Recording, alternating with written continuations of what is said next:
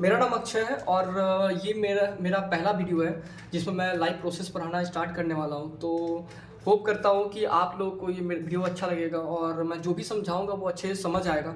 तो अगर कुछ ऐसा आपके मन में डाउट रह जाता है कि मैं जो बताया आपको समझ नहीं आया, तो आप कमेंट में वो चीज़ लिख कर सकते हैं। मैं आपको रिप्लाई कर दूँगा, हर एक कमेंट का रिप्लाई करूँगा, ठीक है। तो सबसे पहले मैं क्लास 10 का फर्स्ट चैप्टर आज किया हूँ, जो कि मैं पूरा ये सीरीज चलेगा लाइन बाय लाइन। तो ये पूरा चैप्टर मैं कवर करूँगा, पूरा सिलेबस मैं कवर करूँगा लाइन बाय लाइन। और जो भी मैं एक्स्ट्रा कुछ भी जानता हूँ, मैं अदर से कुछ भी पढ़ाना चाहता हूँ, नीट का या कुछ और भी, तो मैं सारा वीडियो बनाऊँगा, ठीक है। तो सबसे पहले तो मैं स्टार्ट करता हूँ लाइफ प्रोसेस। तो लाइफ प्रोसेस, लाइफ का मतलब होता है जीवन, ठीक है। लाइफ का मतलब जीवन और प्रोसेसेस का मतलब कि लाइफ को सस्टेन रखने के लिए हम लोग जो भी एक्टिविटी करते हैं इस लाइफ को सस्टेन रखने के लिए, वो सारा लाइफ प्रोसेसेस के अंदर आता है। मतलब कि कोई इंसान या कुछ भी जो लिविंग ऑर्गेनिज्म है, जन्म लेता है और एक समय मर जाता है। तो जन्म लेने और मरने तक उसको सर्वाइव करना होता है। तो सर्वाइव करने के लिए जो भी वो चीज़ करता है वो सारा लाइफ प्रोसेस में आता है। अगर वो चीज़ वो ना करे तो वो मर जाएगा।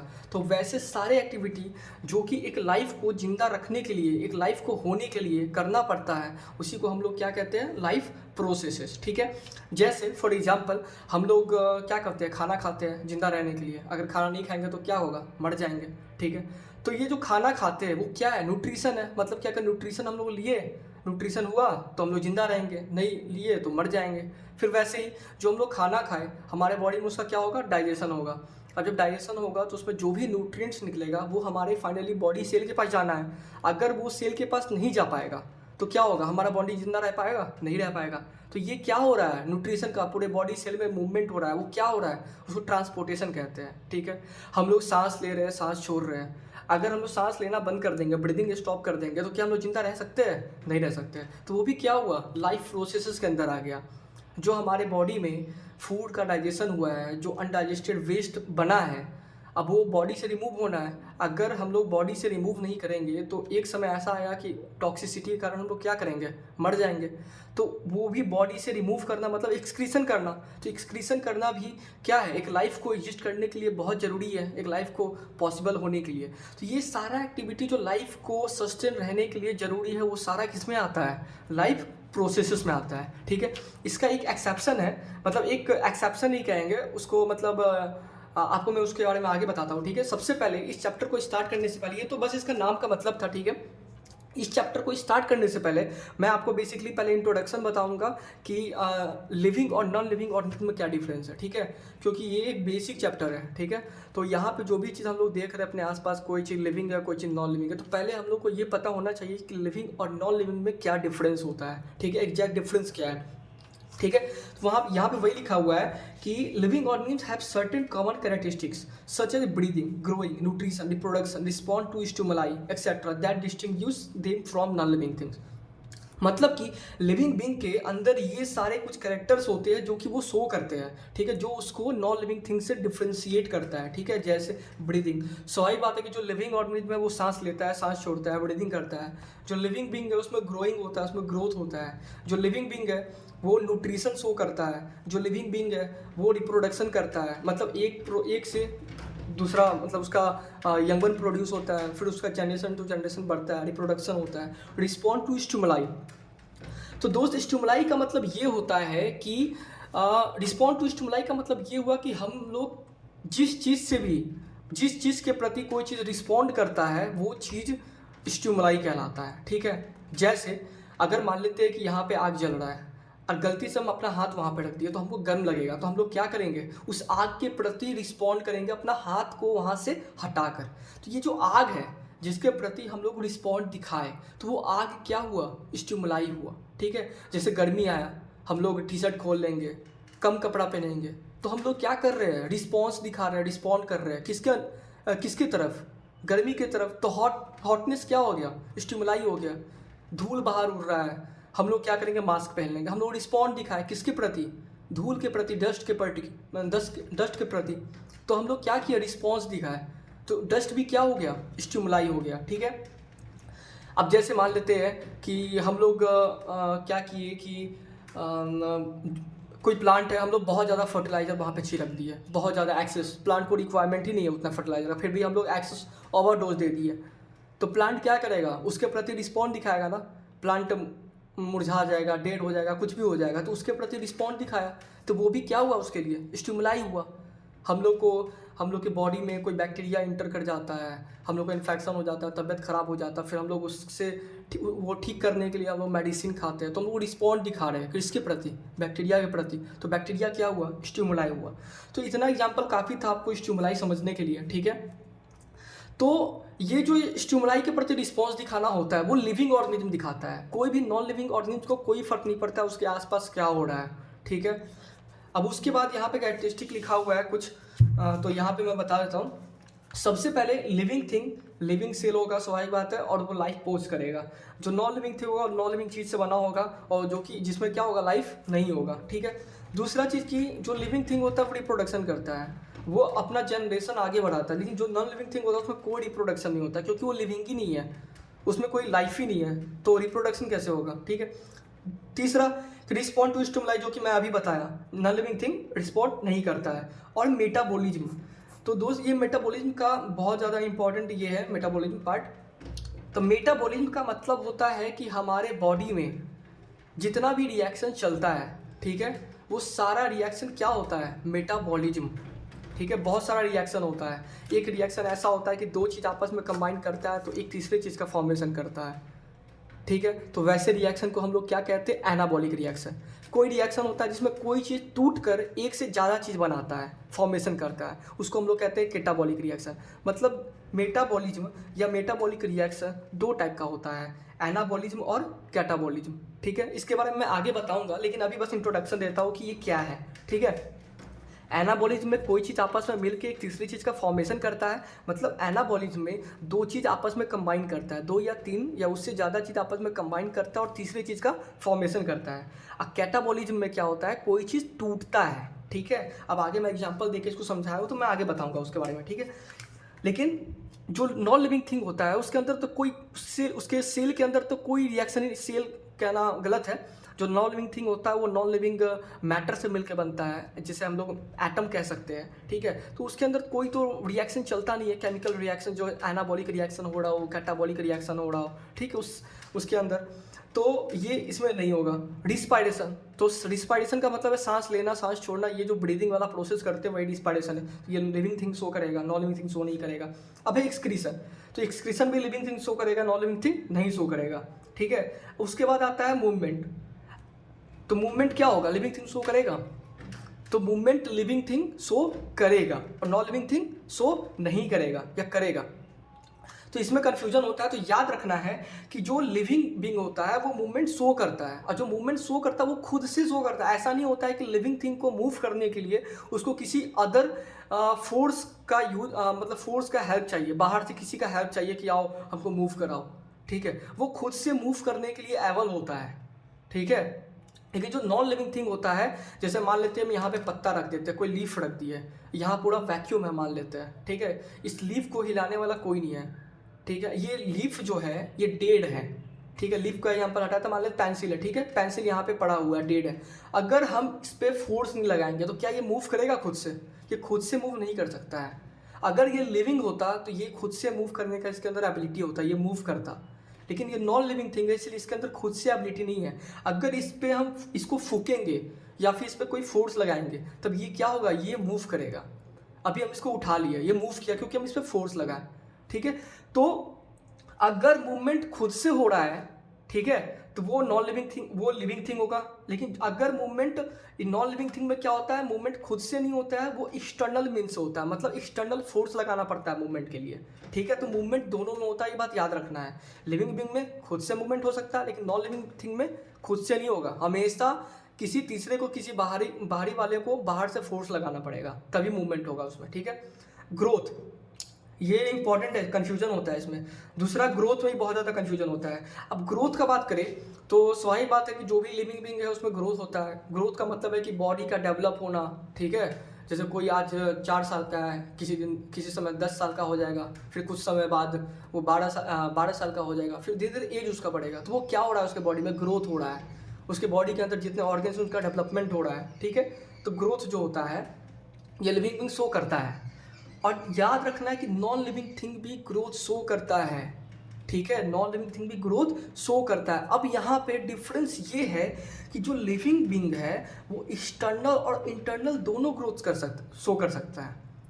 अब यहाँ पे एक्सटर्नल ग्रोथ का मतलब क्या है, ठीक है, तो एक्सटर्नल ग्रोथ का मतलब होता है, एक्सटर्नल ग्रोथ का मतलब होता है कि हाइट, जैसे कि मतलब जो चीज़ को हम लोग देख सकते हैं, ठीक है, मतलब जैसे कि हम लोग देखते हैं कि कोई बच्चा है उसका हाइट बढ़ गया, हम लोग को उसका मतलब ये जो डेवलपमेंट जो ग्रोथ हुआ है वो दिखता है, ठीक है, तो उसको हम लोग क्या कहते हैं, एक्सटर्नल ग्रोथ। वेट, किसी का वेट मान लेते हैं अभी 10 किलो है, बाद में हम लोग देखे अब इसका वेट ज़्यादा लग रहा है, नापे वेट किए 20 किलो है, तो ये भी हम लोग को पता चलता है, वॉल्यूम।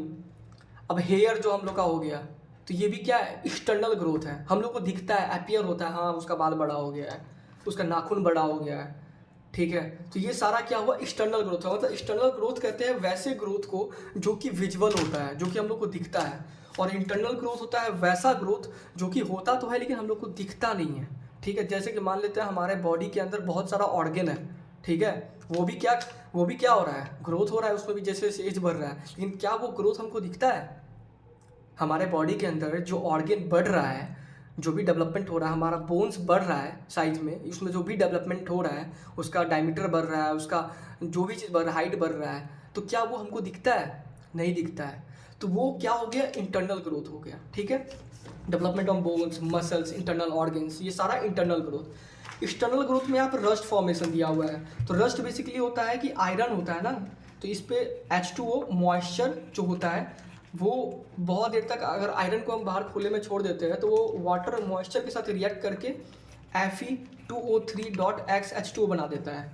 अब यहाँ पे XH2 का मतलब है कि number of water molecule vary कर सकता है, ठीक है, तो इसी को कहते हैं रस्ट, यही क्या है, रस्ट है, ठीक है। तो यहाँ पे पहले मान लेते हैं कि आयरन का लेंथ कुछ ऐसा था। अब आयरन का जो ऊपर का वॉल है, ऊपर का मतलब जो सरफेस है, उसके ऊपर में क्या हो गया, रस्ट का फॉर्मेशन हो गया, रस्ट का हुआ ना फॉर्मेशन, तो ये जो रस्ट का फॉर्मेशन हुआ क्या हमको दिखता है, ये जंग लगा हुआ दिखता है, और इसके सरफेस के ऊपर हो रहा है, हम लोग को दिख रहा है, इसीलिए ये क्या हुआ, एक्सटर्नल ग्रोथ हुआ। तो एक चीज़ बताइए, आयरन क्या है, लिविंग बींग है कि non living being, non living being है, ठीक है, लेकिन यहाँ पे एक्सटर्नल ग्रोथ हो रहा है कि नहीं हो रहा है, आयरन में हो रहा है, ठीक है, इसीलिए कहते हैं कि लिविंग बींग और नॉन लिविंग बींग दोनों में ग्रोथ होता है, लेकिन डिपेंड ये करता है कि ग्रोथ कौन सा ग्रोथ हो रहा है, ठीक है। अगर नॉन लिविंग बींग होगा तो उसमें सिर्फ एक्सटर्नल ग्रोथ होगा, ठीक है, जो हम लोग को दिखेगा, लेकिन जो नॉन लिविंग थिंग होगा, मतलब जो लिविंग थिंग होगा, उसमें एक्सटर्नल और इंटरनल दोनों ग्रोथ साथ साथ होगा, ठीक है। अब यहाँ पे इतना समझ आ गया होगा अच्छे से, ये तो ग्रोथ भी बहुत ज़्यादा इंपॉर्टेंट है, इसमें कन्फ्यूजन होता है, सबको ऐसा लगता है कि ग्रोथ सिर्फ लिविंग थिंग शो करता है, नॉन लिविंग थिंग शो नहीं करता है, लेकिन याद रखना है कि ग्रोथ नॉन लिविंग थिंग में भी होता है। और एक और एग्जांपल देते हैं, जैसे मान लेते हैं कोई सरफेस है, प्लेन है पूरा सरफेस, ठीक है, अब बगल में बहुत सारा मिट्टी है, खेत है, ठीक है, बारिश हो रहा है धीरे धीरे और हवा चल रहा है। अब एक ऐसा समय आता है सॉइल इरोजन के कारण जो सरफेस पहले प्लेन था, अब वहाँ पे धीरे धीरे मिट्टी इकट्ठा होते होते वहाँ पे अब क्या हो गया है, वहाँ पे थोड़ा ऊंचाई हो गया है, ठीक है।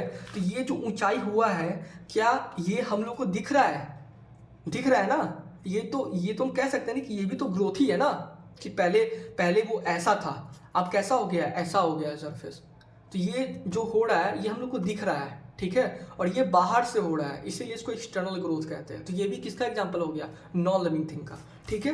तो ये थोड़ा इंपॉर्टेंट था, तो इसको ध्यान से पढ़ लेना है। अब उसके बाद आता है यहाँ पे मेटाबॉलिज्म, जो हमको जो पहले बताया था, तो यहाँ पे थोड़ा इलेबोरेट किए हुए, तो इसको ध्यान समझिएगा। जो मेटाबॉलिज्म होता है, मेटाबॉलिज्म का मतलब है कि all the chemical reactions that takes place in a cell, ठीक है, वो भले ही दो टाइप का वो हो सकता है, एनाबॉलिक रिएक्शन हो सकता है या फिर कैटाबॉलिक रिएक्शन, ठीक है। मेटाबॉलिज्म दो टाइप का होता है, एनाबॉलिज्म और कैटाबॉलिज्म। एनाबॉलिज्म का मतलब है एनाबॉलिक रिएक्शन और कैटाबॉलिज्म का मतलब है कैटाबॉलिक रिएक्शन। अब एनाबॉलिज्म का बात करेंगे तो एनाबॉलिज्म में क्या होता है, so in anabolic reaction formation of complex substance takes place from simpler, मतलब कुछ सिंपलर मॉलिक्यूल आपस में मिलकर एक कम्प्लेक्स मॉलिक्यूल का फॉर्मेशन करते हैं, मतलब यहाँ पे कंबाइन हो रहा है, ठीक है, और फिर जाके कोई चीज़ बन रहा है, मतलब यहाँ पे कंबाइन हो रहा है, जुड़ रहा है, ठीक है, इसको याद रखना है, इससे कंफ्यूजन नहीं होगा। एनाबॉलिज्म, एनाबॉलिज्म, ठीक है। ए का मतलब ऐड, ऐड मतलब यहाँ पे दो चीज़ को हम लोग ऐड कर रहे हैं तब जाके एक चीज़ बन रहा है, ठीक है। तो ऐसे प्रोसेस को हम लोग कहते हैं, ऐसे रिएक्शन को कहते हैं हम लोग एनाबॉलिक रिएक्शन। और याद रखना है कि एनाबॉलिक रिएक्शन में हमेशा एनर्जी देना पड़ता है, एनाबॉलिक रिएक्शन में हमेशा एनर्जी देना पड़ता है। अगर कैटाबॉलिज्म की बात करेंगे, मतलब कैटाबॉलिक रिएक्शन मतलब कि इस रिएक्शन में जो कम्प्लेक्स सब्सटेंस है ये टूटता है, और कम्प्लेक्स सब्सटेंस टूटकर छोटा छोटा सिंपलर सब्सटेंस बनाता है। तो यहाँ पे एडिशन हो रहा था, यहाँ पे क्या होता है, सब्सट्रैक्शन होता है, ठीक है। यहाँ पे सब्सट्रैक्शन कहते हैं, सॉरी, यहाँ पे टूटता है, ठीक है। यहाँ पे क्या होता है, टूटता है, ठीक है। तो so in catabolic reaction complex molecules break down, टूटना, ठीक है, इनटू सिंपलर वंस। और इसमें क्या होता है, इसमें एनर्जी रिलीज होता है। तो डिफरेंस यही है कि एनाबॉलिक रिएक्शन में दो चीज़ कंबाइन हो रहा है, और कंबाइन हो रहा है तो कंबाइन होने में एनर्जी का जरूरत होता है, तो इसीलिए एनर्जी रिक्वायर्ड होता है। और कैटाबॉलिक रिएक्शन में कोई चीज़ टूट रहा है, अब टूट रहा है उसमें क्या होता है, जो एनर्जी पहले हम लोग दिए थे कंबाइन होने में, वही एनर्जी अब क्या हो रहा है, टूटने के बाद रिलीज हो रहा है। तो एनर्जी क्या होता है, रिलीज होता है, ठीक है। अब एग्जाम्पल से और अच्छे से समझ आ जाएगा। अब जैसे कि एनाबॉलिक रिएक्शन का एग्जाम्पल है फोटोसिंथेसिस। फोटोसिंथेसिस में हम सबको पता है कि कार्बन डाइऑक्साइड वाटर आपस में कंबाइन करता है। ये क्या है, सिंपल मॉलिक्यूल है, ये कंबाइन कर रहा है और हम लोग एनर्जी दे रहे हैं। यहाँ पे एनर्जी रिक्वायर्ड होता है ना, तो एनर्जी हम लोग क्या कर रहे हैं, दे रहे हैं। लेकिन यहाँ पे जो एनर्जी दे रहे हैं किस फॉर्म में है, लाइट एनर्जी के फॉर्म में है। अरे है ना, यहाँ पे कार्बन डाइऑक्साइड वाटर आपस में कंबाइन किया, किसके प्रेजेंस में, लाइट एनर्जी के प्रेजेंस में। एनर्जी मतलब क्या हुआ, दिए, तो दिए तो क्या बना, ग्लूकोज बना, जो कि क्या है, कॉम्प्लेक्स है। तो मतलब एक कॉम्प्लेक्स मॉलिक्यूल का फॉर्मेशन हुआ है किससे, सिंपल मॉलिक्यूल के बनने से। किसके हेल्प से, एनर्जी के हेल्प से, मतलब एनर्जी रिक्वायरमेंट हुआ है, ठीक है। तो ये प्रोसेस किसका एग्जांपल हो गया, एनाबॉलिक रिएक्शन का, ठीक है। अब आता है प्रोटीन सिंथेसिस। अब प्रोटीन सिंथेसिस जो होता है, आप लोगों को पता है कि प्रोटीन का यूनिट क्या होता है, प्रोटीन का यूनिट क्या होता है, प्रोटीन का यूनिट होता है, प्रोटीन किस चीज़ से मिलकर बनता है, एमिनो एसिड से मिलकर बनता है। एमिनो एसिड्स मतलब बहुत सारा एमिनो एसिड्स आपस में पेप्टाइड बॉन्ड के हेल्प से, जैसे कि यहाँ पे ये एमिनो एसिड, बहुत सारा एमिनो एसिड है, ठीक है। बहुत सारा मतलब हम लोग कहते हैं कि एक सिंपल जो प्रोटीन है ना, वो मिनिमम 51 अमाइनो एसिड से बना होता है, ठीक है। तो समझ लीजिए कि यहाँ पे बहुत सारा एमिनो एसिड आपस में पेप्टाइड बॉन्ड से जुड़ा हुआ है, और तब जाके क्या बना रहा है, प्रोटीन बना रहा है, ठीक है। तब जाके ये क्या बना रहा है, प्रोटीन बना रहा है। तो यहाँ पे क्या हुआ, बहुत छोटा छोटा अमाइनो एसिड आपस में कंबाइन किया, कंबाइन करके क्या बना, एक कॉम्प्लेक्स सब्सटेंस मतलब प्रोटीन बनाया। तो ये भी किसका एग्जांपल है, एनाबॉलिक रिएक्शन। अब कैटाबॉलिक रिएक्शन, अब इसका उल्टा कर देते हैं। अब यहाँ पे ग्लूकोज जो कि कॉम्प्लेक्स मॉलिक्यूल था, अब इसको हम लोग ऑक्सीजन के प्रेजेंस में क्या किए, तोड़ दिए। तो simple substance carbon dioxide water क्या हुआ, रिलीज हुआ। और हम ये बताए थे कि पहले एनर्जी हम लोग दिए थे एनाबॉलिक रिएक्शन में कोई चीज़ बनने के लिए, अब उस चीज़ को टूटने के लिए जब तोड़ेंगे तो वही जो एनर्जी दिए थे वो एनर्जी वापस क्या हो जाएगा, रिलीज हो जाएगा, ठीक है। तो यहाँ पे तो इसी प्रोसेस को हम लोग क्या कह देंगे, रिस्पायरेशन। जैसे फोटोसिंथेसिस में कार्बन डाइऑक्साइड वाटर आपस में कंबाइन करके ग्लूकोज बनाया था, अब यहाँ पे उसी रिएक्शन को उल्टा कर देंगे तो ये रिएक्शन किसका हो जाएगा, रिस्पायरेशन का हो जाएगा। ये कम्प्लेक्स सब्सटेंस जो है ये ऑक्सीजन के प्रेजेंस में ब्रेक कर जाएगा, carbon dioxide water plus energy बना देगा। तो ये क्या हुआ, टूट रहा है ना ग्लूकोज, कम्प्लेक्स सब्सटेंस सिंपलर चीज में टूट रहा है और एनर्जी भी क्या हो रहा है, रिलीज हो रहा है। तो ऐसे रिएक्शंस को हम लोग क्या कह देंगे, कैटाबॉलिक रिएक्शन कह देंगे। अब यहीं पे हम मान लेते हैं कि यहाँ पे प्रोटीन का फॉर्मेशन किए थे एमिनो एसिड के मिलाने से, तो यहाँ पे एनाबॉलिक कह दिए थे। अब यहाँ पे मान लेते हैं कि हम लोग प्रोटीन का डाइजेशन कर रहे हैं, प्रोटीन को तोड़ रहे हैं। तो प्रोटीन को अगर तोड़ेंगे तो यहाँ पे तोड़ेंगे तो ये किस चीज़ से बना था, एमिनो एसिड के मिलने से बना था। तो जब तोड़ेंगे तो वही एमिनो एसिड क्या हो जाएगा, वापस से रिलीज हो जाएगा। तो यहाँ पे क्या हो रहा है, टूट रहा है, तो फिर ये कौन सा रिएक्शन हो जाएगा, कैटाबॉलिक रिएक्शन हो जाएगा, ठीक है। तो ये था एनाबॉलिक और कैटाबॉलिक रिएक्शन में डिफरेंस, ठीक है। अब इस चैप्टर का सबसे इंपॉर्टेंट पार्ट ये आता है, इस चैप्टर का जो बेसिकली चैप्टर जिस पे पूरा डिपेंडेंट है वो है लाइफ प्रोसेस। अभी तक इंट्रोडक्शन था, अब ये चैप्टर स्टार्ट होता है, ठीक है। तो ध्यान से सुनना, तो लाइफ प्रोसेस मतलब कि वो सारे एक्टिविटी जो लाइफ को सस्टेन रखने के लिए ज़रूरी है, जैसे न्यूट्रिशन, रिस्पायरेशन, ट्रांसपोर्टेशन और एक्सक्रीशन। तो ये चारों जो प्रोसेस है ना, ये बहुत इंपॉर्टेंट है किसी लाइफ को सस्टेन रखने के लिए, ठीक है। तो the basic and essential activity perform by a living organism to sustain and maintain their life. अगर ये चारों में से कुछ भी एब्सेंट होगा ना, तो वो चीज़ जिंदा नहीं रह सकता, वो चीज़ मर जाएगा, ठीक है। अब एक कन्फ्यूजन होता है, उससे हम बता रहे थे कि हम बाद में बताएंगे, वो है रिप्रोडक्शन। तो डाउट आता है क्या रिप्रोडक्शन जरूरी है जिंदा रहने के लिए। तो एक बात बताएं, जो फादर होता है, फादर सिस्टर, ये क्रिश्चियंस में जो होते हैं, तो क्या फादर कभी रिप्रोडक्शन करता है? नहीं करता। सिस्टर कभी रिप्रोडक्शन करती है? नहीं करती है। तो क्या अगर वो अपना पूरा लाइफ वो जिंदा रह सकती है कि नहीं रह सकती है? याद रखना है, जिंदा रखने का मतलब ये नहीं है कि उसके स्पेसीज को जिंदा रखना है। जिंदा रखने का मतलब है कि कोई चीज़ जन्म लिया, अब वो चीज़ मरना, ठीक है। जन्म लेने और मरने के बीच का टाइम बताया जा रहा है जिंदा रहने का मतलब, ठीक है। तो यहाँ पे जैसे कि मान लेते कोई बच्चा जन्म लिया, वो बड़ा हुआ, अगर वो रिप्रोडक्शन नहीं करेगा तो क्या वो जिंदा नहीं रह पाएगा? रिप्रोडक्शन करना जरूरी है क्या जिंदा रहने के लिए? बिल्कुल जरूरी नहीं है। रिप्रोडक्शन का मतलब क्या होता है, क्यों रिप्रोडक्शन किया जाता है? भाई उसका एक ही मतलब होता है कि अपना जनरेशन बढ़ाना है, और उसका कोई मतलब नहीं होता है, ठीक है। उसका क्या मतलब होता है, भगवान बनाए हैं इंसान को तो एक ही मतलब से बना के भेजे हैं कि भाई रिप्रोडक्शन तेनू करना है, लेकिन किस लिए? अपना जनरेशन बढ़ाने के लिए, और कोई बात नहीं, ठीक है। तो यहाँ पे तो एक चीज़ पता चल गया कि रिप्रोडक्शन तो मतलब अगर कोई इंसान है जो जन्म लिया, कोई इंसान है जो जन्म लिया, दोनों इंसान है, मान लो ए है और बी है, ठीक है, दोनों जन्म लिया। एक है ये रिप्रोडक्शन किया और ये रिप्रोडक्शन नहीं किया, तो क्या ये मर जाएगा? नहीं मरेगा। ये भी जिंदा रहेगा, ये भी बूढ़ा होने के बाद ही मरेगा, ये भी बूढ़ा होने के बाद ही मरेगा। तो क्या लाइफ को सस्टेन रहने के लिए, एक लाइफ को सस्टेन होने के लिए रिप्रोडक्शन होना जरूरी है? तो बिल्कुल जरूरी नहीं है। तो याद रखना है, reproduction is not an essential activity, ठीक है, फॉर सस्टेनिंग ए लाइफ। मतलब लाइफ को जिंदा रहने के लिए रिप्रोडक्शन करना जरूरी नहीं है। रिप्रोडक्शन करना जरूरी क्यों है? रिप्रोडक्शन करना जरूरी है अपने जनरेशन को बढ़ाने के लिए, ठीक है।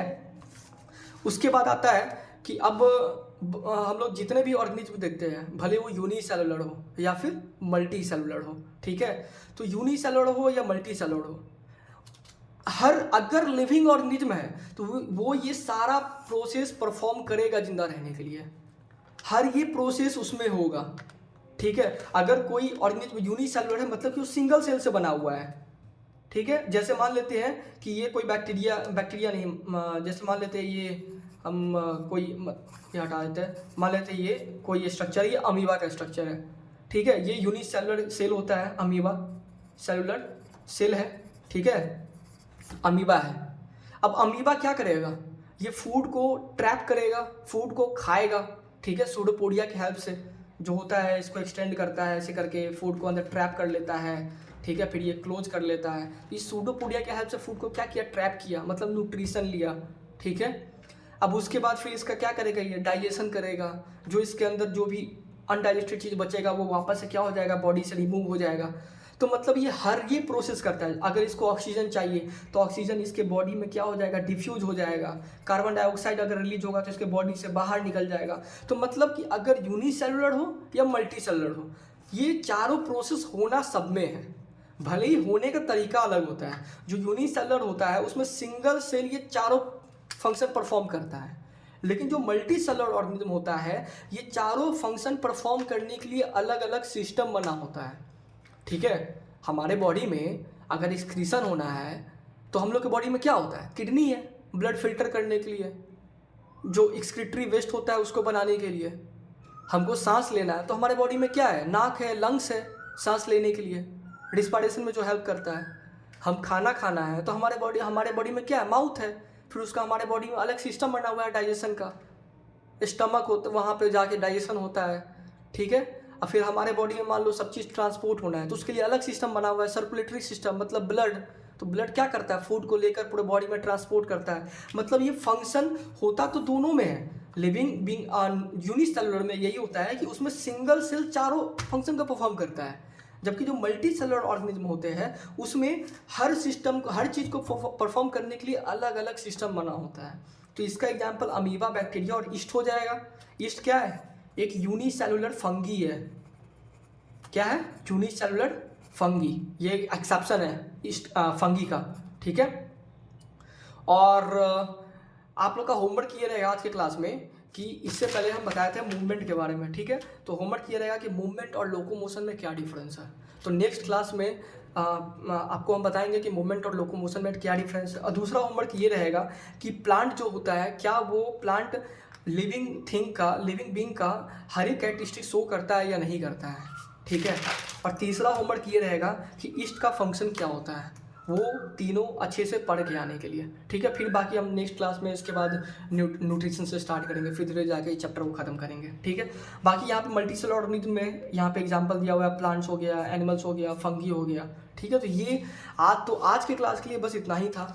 होप करता हूँ कि आप लोग को अच्छे से समझ आया होगा कि और एक बात ये कि हम जितना भी पढ़ा रहे हैं हर क्लास में, मतलब आज के बाद जितना भी पढ़ाएंगे हर दिन, तो उतने अच्छे से कंप्लीट करना है। और हम गारंटी दे रहे हैं कि हम जितना पढ़ाएंगे, अगर उतना अच्छे से पढ़ लिया ना कोई भी, तो ऐसा कोई क्वेश्चन नहीं होगा बुक का कि वो उसको समझ नहीं आएगा। हम हर एक चीज़ कोशिश करेंगे कि ज़्यादा से ज़्यादा चीज़ कवर कर पाए, कि कोई चीज़ का आपको ऐसा नहीं हो कि किसी चीज़ के लिए आपको कहीं और जाने पड़ रहा है, ठीक है। तो आज की क्लास के लिए बस इतना ही है, बाकी ये नेक्स्ट क्लास में पढ़ाते हैं न्यूट्रिशन, ठीक, धन्यवाद।